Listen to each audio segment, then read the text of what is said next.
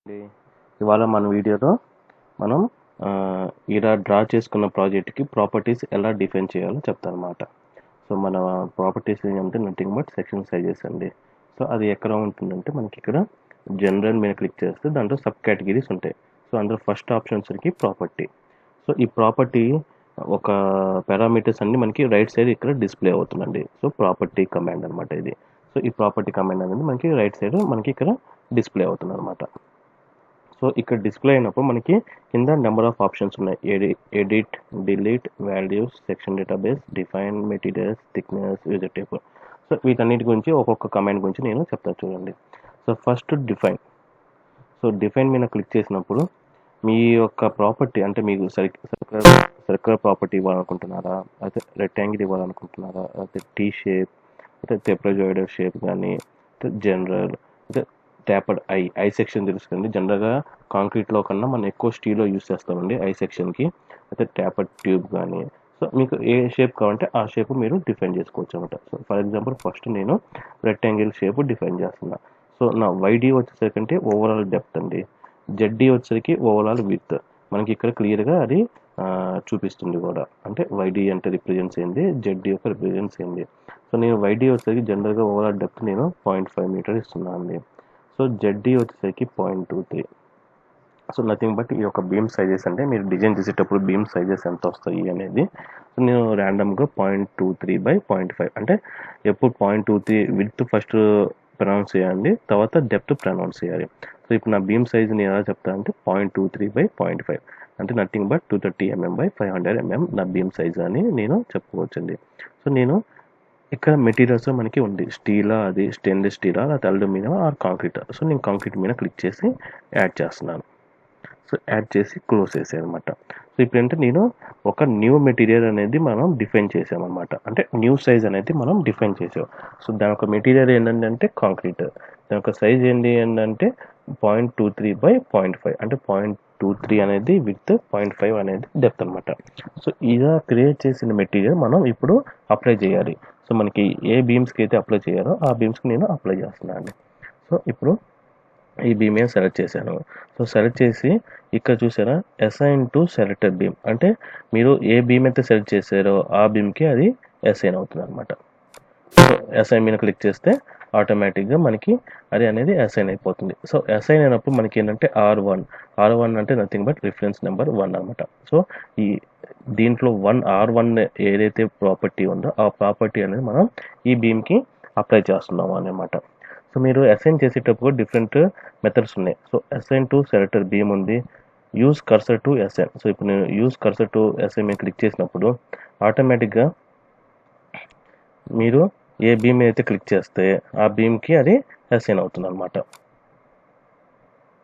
So use cursor to assign మీద click చేసి ఆటోమేటిక్గా మీరు ఇప్పుడు ఈ బీమ్ మీద క్లిక్ చేస్తే ఆ బీమ్కి మన R1 అనే సెక్షన్ ప్రాపర్టీ మనకి అప్లై అవుతుంది. సో ఇప్పుడు ఈ బీమ్ మీద క్లిక్ చేస్తే ఈ బీమ్ మీద కూడా R1 అనే సెక్షన్ ప్రాపర్టీ మనకి అప్లై అవుతుంది. లేదా అసైన్ టు ఎడిట్ లిస్ట్ అనమాట. సో ఈ అసైన్ టు ఎడిట్ లిస్ట్ మీద క్లిక్ చేశారంటే ఆటోమేటిక్గా మనకి బీమ్ నెంబర్స్ ఉంటున్నాయి కదండి, ఆ బీమ్ నెంబర్స్ మీరు డిఫైన్ చేసుకోవచ్చు. ఇప్పుడు 451 ఉంది కదా, 451. సో 451 మీద మీరు ఎడిట్ లిస్ట్లో యూస్ చేసి ఇక్కడ మీరు నెంబర్ ఇచ్చేసి దానికి కూడా మీరు అసైన్ చేసుకోవచ్చు అండి. సో నెంబర్ ఆఫ్ బీమ్స్ మీరు అంటే number of beam numbers click చేస్తే ఆ బీమ్ నెంబర్స్కి అది అసైన్ అవుతుంది. లేదు అన్నిటికీ సేమ్ సైజ్ అనుకున్నప్పుడు మీరు సింపుల్గా అసైన్ టు వ్యూ అసైన్ చేస్తే అన్నిటికీ సెక్షన్ సైజ్ అనేది అప్లై అవుతుంది అనమాట. సో ఏంటంటే అసైన్మెంట్ మెథడ్స్ అనమాట. సో మనం అసైన్ చేసేది ఒక డిఫరెంట్ టైప్స్ అంటే 4 టైప్స్ ఉంటుంది కదా, ఏ మనకి కావాల్సిన టైప్ ప్రకారం మనం యూస్ చేసుకొని దాన్ని అసైన్ చేసుకోవచ్చు. సో ఇప్పుడు నేను ఇలా అసైన్ చేశాను. ఇలా అసైన్ చేసినప్పుడు దాని యొక్క ఓరియంటేషన్, దాని యొక్క షేప్ ఎలా కనిపిస్తుందంటే మనకి ఇక్కడ 3D రెండర్ వ్యూ అనే ఆప్షన్ ఉంటుంది. సో మీరు 3D రెండర్ వ్యూ ఆప్షన్ మీద క్లిక్ చేస్తే ఆటోమేటిక్గా దాని ఒక 3D వ్యూ ఇలా వస్తుంది అనమాట. సో ఇప్పుడు చూసారా నాకు బీమ్స్ కరెక్ట్గానే ఉన్నాయి. విడ్త్ 230 కరెక్ట్గానే తీసుకుంది, డెప్త్ 500 కరెక్ట్గానే తీసుకున్నారు అనమాట. సో ఒకవేళ మీరు విత్ డెప్త్ అండ్ రివర్స్ ఇస్తే ఎలా వస్తుందో చూడండి. ఇప్పుడు నేను డెప్త్ 0.23 ఇస్తున్నాను. సో విత్ వచ్చేసి 0.5 ఇస్తున్నా. సో సో మీరు ఇలా ఇచ్చినప్పుడు దానికి వ్యూ ఎలా ఉంటుందో చూడండి.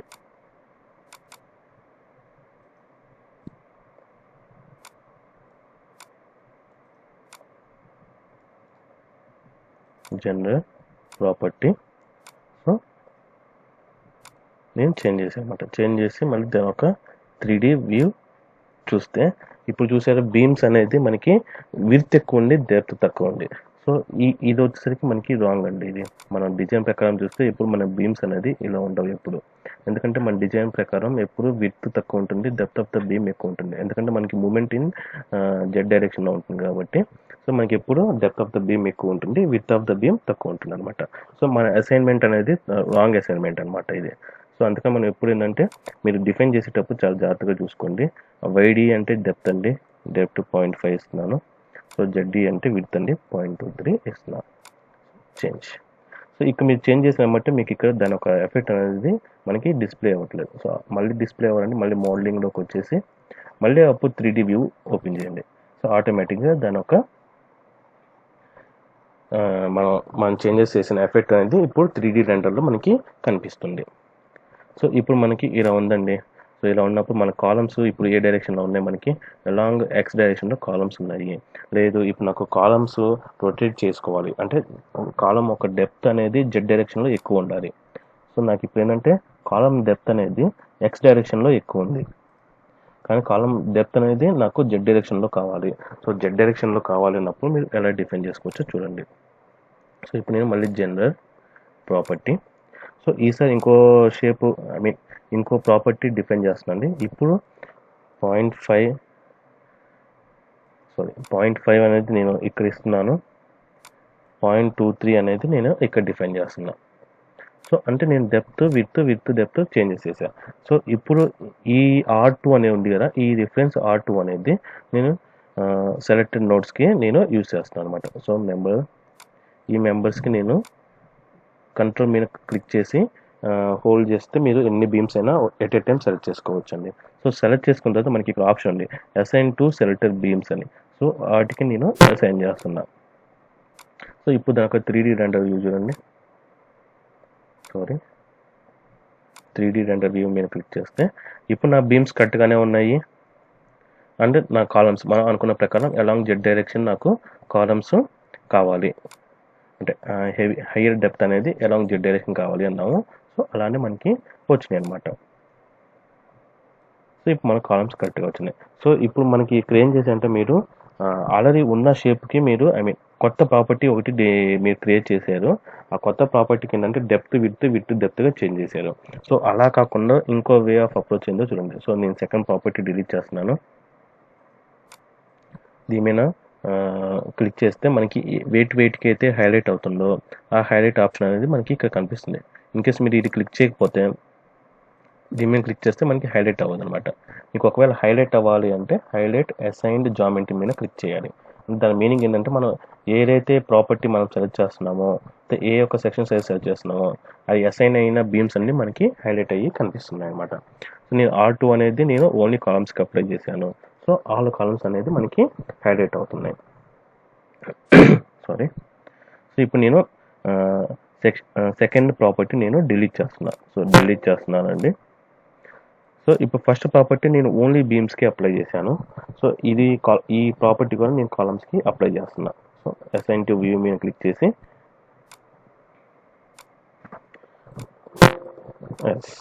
సో క్లిక్ చేస్తే ఆటోమేటిక్గా మీ ఇప్పుడు ఏంటంటే మీకు R1 అనే ప్రాపర్టీ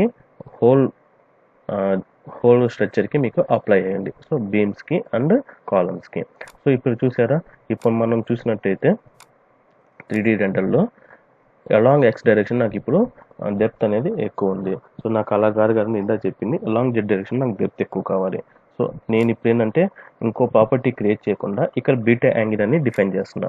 సో బీటా యాంగిల్లో క్రియేట్ బీటా యాంగిల్ మీద క్లిక్ చేస్తే యాంగిల్ ఇన్ డిగ్రీస్ 90 degrees నేను రొటేట్ చేస్తున్నా. నథింగ్ బట్ ఏంటంటే ఒక 90 degrees బీటా యాంగిల్ ఇచ్చేసి నా కాలమ్స్ని 90 degrees నేను రొటేట్ చేస్తున్నా. సో ఈ బీటా యాంగిల్ మీద క్లిక్ చేసి సేమ్ కాలమ్స్ అన్నీ సెలెక్ట్ చేసి అసైన్ టు సెలెక్టెడ్ బీమ్స్ మీద హైలైట్ చేసుకొని అసైన్ చేస్తున్నా. సో ఇది కూడా మీకు 4 టైప్స్ ఉంటాయండి. మీరు ఏ మెథడాలజీ అనమాట 4 మెథడ్స్ ఉంటాయి. మీరు ఏ మెథడ్ యూస్ చేసైనా మనం బీటా యాంగిల్ అనేది అప్లై చేసుకోవచ్చు. సో ఇప్పుడు చూసినట్టే 3D వ్యూ మనం అనుకున్న షేప్ వచ్చేసింది. అంటే అలాంగ్ జెడ్ డైరెక్షన్ నాకు డెప్త్ అనేది వచ్చేసింది అనమాట. ఎక్కువ డెప్త్ అనేది వచ్చేసింది. సో మనం ఇప్పుడు ఏమనుకున్నాం అంటే ఐదర్ 2 డిఫరెంట్ ప్రాపర్టీస్ డిఫైన్ చేయవచ్చు, లేకపోతే ఒకటే ప్రాపర్టీ డిఫైన్ చేసి, అంటే ఇప్పుడు మీకు ఏంటంటే 2 డిఫరెంట్ ప్రాపర్టీస్ డిఫైన్ చేయాలంటే మనకి ఏంటంటే number of beams and columns ఎక్కువ ఉండి వాటి సైజెస్ ఎక్కువ ఉన్నప్పుడు ఏంటంటే మీకు ఎక్కువ ప్రాపర్టీస్ క్రియేట్ చేస్తే అది మీకు కాంప్లికేట్గా ఉంటుంది అనమాట. సో అలాంటప్పుడు మనం ఏంటంటే తక్కువ, అంటే మనం గ్రూపింగ్ చేసుకోవాలి. గ్రూపింగ్ చేసుకుంటే మీకు ఈజీగా అర్థం అయిపోతుంది అనమాట. లేకపోతే ఒక్కొక్క బీమ్కి ఒక్కొక్క సైజు, లేకపోతే ఒక్కొక్క కాలంకి ఒక్కొక్క సైజు. అంటే ఇప్పుడు మనకి ఎన్ని బీమ్స్ ఉన్నాయి ఓవరాల్గా 1 2 3 4 బీమ్స్ అండ్ 4 కాలమ్స్. అంటే మీకు 8 కాలమ్స్కి 8 బీమ్స్కి డిఫరెంట్ సైజెస్ ఇవ్వండి. ఇక మీకు 8 కేటగిరీస్ అనేది, ఐ మీన్ 8 సెక్షన్ ప్రాపర్టీస్ అని మీరు క్రియేట్ చేసుకోవాలి. సో ఈ 8 సెక్షన్ ప్రాపర్టీస్ మీరు స్టడీ చేయాలి, నోట్ చేసుకోవాలంటే అది వెరీ కాంప్లికేటెడ్ అండి. జనరల్గా ఏంటంటే మనకి డిజైనే ఒక్కటైతే మనం గ్రూపింగ్ కూడా అనేది ఇంకో హైలైట్ అనమాట. సో ఎందుకంటే గ్రూపింగ్ యూస్ చేసుకొని జనరల్గా ఏంటంటే గ్రూపింగ్ మనం ఇప్పుడు డిజైన్ చేసినప్పుడు ఆప్టిమైజేషన్ చేస్తాం అనమాట. జనరల్గా లెస్ దాన్ 20% ఆప్టిమైజేషన్ వస్తుంది అన్నప్పుడు దానికన్నా మీరు 2 బీమ్స్ ఒకటే పెట్టేసుకుంటే మీకు ఓకే అండి. ఇప్పుడు ఈ బీమ్కి నేను ఒక సైజ్ డిఫైన్ చేశాను 0.23/0.5 అని. సెకండ్ బీమ్ 0.23/0.45కి పాస్ అవుతుంది. సో అలాంటప్పుడు మీరు ఏంటంటే సైజ్ తగ్గించుకోవచ్చు కదా అన్నప్పుడు మీరు దాని ఒక ఎస్టిమేషన్ చూస్తే మీకు 20% కన్నా తక్కువ వస్తే అప్పుడు పెద్ద మీరు సేవ్ చేసినట్టు కాదండి. ఆటోమేటిక్గా మీరు గ్రూపింగ్ చేసుకొని 0.23/0.5 పెట్టుకోవచ్చు.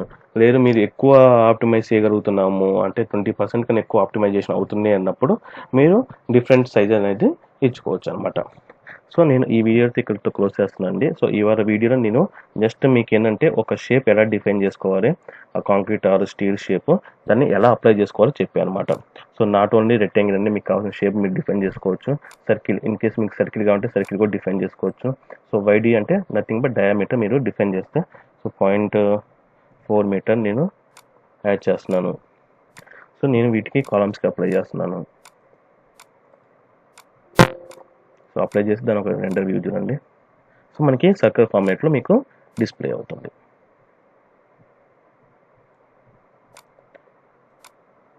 సో డిఫైన్లో మనకి ఏంటంటే చాలా నెంబర్ ఆఫ్ షేప్స్ ఉన్నాయి. 1 సర్కిల్, రెక్టాంగిల్, టీ, ట్రెపెజాయిడ్, అంటే మీకు ఏది కావాలంటే అది డిఫైన్ చేసుకోవచ్చు. ఇప్పుడు ట్యాపర్ ఐ సెక్షన్ చూడండి. సో ట్యాపర్ ఐ సెక్షన్ చూసినప్పుడు ఇక్కడ నెంబర్ ఆఫ్ ఆప్షన్స్ ఉన్నాయి. ఈ నెంబర్ ఆఫ్ ఆప్షన్స్ గురించి మీకు క్లియర్గా ఎక్స్ప్లెయిన్ చేస్తా చూడండి. సో ఫస్ట్ F1 అనమాట. F1 అంటే ఒక ఐ సెక్షన్ తీసుకున్నప్పుడు స్టార్టింగ్ దాని ఒక డెప్త్ ఎంత ఉంది అని దాని మీనింగ్. సో స్టార్టింగ్ డెప్త్ నేను 0.5 మీటర్ ఇచ్చాను. సో F2 వచ్చేసరికి థిక్నెస్ ఆఫ్ వెబ్ అనమాట. సో ఐ సెక్షన్కి ఈ వర్టికల్ ఉండేది అండి, వీటిని వెబ్ అంటారు. టాప్ అండ్ బాటమ్ని ఫ్లెంజెస్ అంటారు అనమాట. సో థిక్నెస్ ఆఫ్ వెబ్ అంటే దీన్ని థిక్నెస్ ఆఫ్ వెబ్ అంటారు. సో వర్టికల్ని ఎప్పుడు మీకు వెబ్ అంటారు, టాప్ అండ్ బాటమ్ ఉండే వాటిని ఫ్లెంజెస్ అంటారు అనమాట. సో థిక్నెస్ ఆఫ్ వెబ్ అనమాట. సో జనరల్గా నేను 5 mm అలా పెడుతున్నాను, 0.05. సో డెప్త్ ఆఫ్ F3 అంటే depth of section at end node, అంటే స్టార్టింగ్ 0.5 మీటర్ ఉంది. సో ఎండింగ్ ఎంత కావాలి డెప్త్. జనరల్గా ఏంటంటే ఐ సెక్షన్లో ట్యాపర్గా యూస్ చేస్తాము స్టీల్ దాంట్లో, ఎందుకంటే ఫర్ ఆప్టిమైజేషన్ కోసం ఉంది. సో ఒక మీకు ఎండ్ డెప్త్ కూడా 0.5 కావాలంటే 0.5 పెట్టుకోవచ్చు అండి. లేదా ఇంకా మీరు ట్యాపర్ చేసుకోండి, ట్యాపర్ చేసుకోవచ్చు. Width of the top flange, top చెప్పే కంటే టాప్ అండ్ బాటమ్ ఉండే వాటిని ఫ్లేంజెస్ అంటారు. టాప్ ఫ్లేంజ్ ఒక విడ్త్ ఎంత 0.3. So thickness of top flange, ఆటోమేటిక్గా మీరు టాప్ ఫ్లేంజ్ ఒక విడ్త్ చెప్పారు, దానికి థిక్నెస్ కావాలి. సో 0.05. సో బాటమ్ ఫ్లేంజ్ ఒక విడ్త్ ఎంత, సో బాటమ్ ఫ్లేంజ్ ఒక విడ్త్ ఎంత 0.3. అంటే ఇక్కడ మీరు టాప్ ఫ్లేంజ్ విత్ ఎప్పుడు ఫ్లేంజ్ విత్ సేమ్ ఉండాలండి. ఇన్ కేస్ మీరు ఆప్టిమైజ్ చేసుకోవాలంటే ఫ్లేంజ్ థిక్నెసెస్ మీరు రివైజ్ చేసుకోవచ్చు. సో దానికి పని లేదు. సో ఇప్పుడు మీరు ఇలా ఒక ఐ సెక్షన్ క్రియేట్ చేశారు. సో దీనికి స్టీల్ అనే ప్రాపర్టీ ఇచ్చారు. సో ఈ స్టీల్ కాబట్టి కాంక్రీట్ అని పెట్టుకోవచ్చు. జనరల్గా ఐ సెక్షన్ మనకి స్టీల్లోనే కనిపిస్తాయండి. సో వీటిని నేను అప్లై చేస్తున్నాను. So assign. సో దీని యొక్క రెండర్ వ్యూ చూడండి ఎలా కనిపిస్తుంది ఇప్పుడు మనకి. ఈ యొక్క రెండో వ్యూ చూసుంటే మనకి ఐ సెక్షన్ లాగా కనిపిస్తుంది అనమాట. సో ఈ ఐ సెక్షన్ ఏంటంటే మనకి ఈ సెంటర్లో కనిపించే దాన్ని వెబ్ అంటారండి, ఈ టాప్ అండ్ బాటమ్ కనిపించే వాటిని ఫ్రేంజెస్ అంటారు. సో కావాలంటే మీరు ఇక్కడ డబుల్ క్లిక్ చేసుకొని కావాలంటే దాని ఒక ప్రాపర్టీస్ అనేది మీరు మళ్ళీ ఎడిట్ చేసుకోవచ్చు. సో ఇవాళ వీడియోలో మీకు నేను డిఫైన్ అంటే ఎలా ప్రాపర్టీ ఎలా డిఫైన్ చేసుకోవాలో చెప్పాను అనమాట. సో ఇవాళ వీడియో నేను ఇక్కడితో క్లోజ్ చేస్తున్నానండి. ఒకవేళ మీకు నా వీడియో బాగా నచ్చినట్టయితే, మీకు యూస్ఫుల్ అనిపిస్తే please like, share and subscribe. Thank you.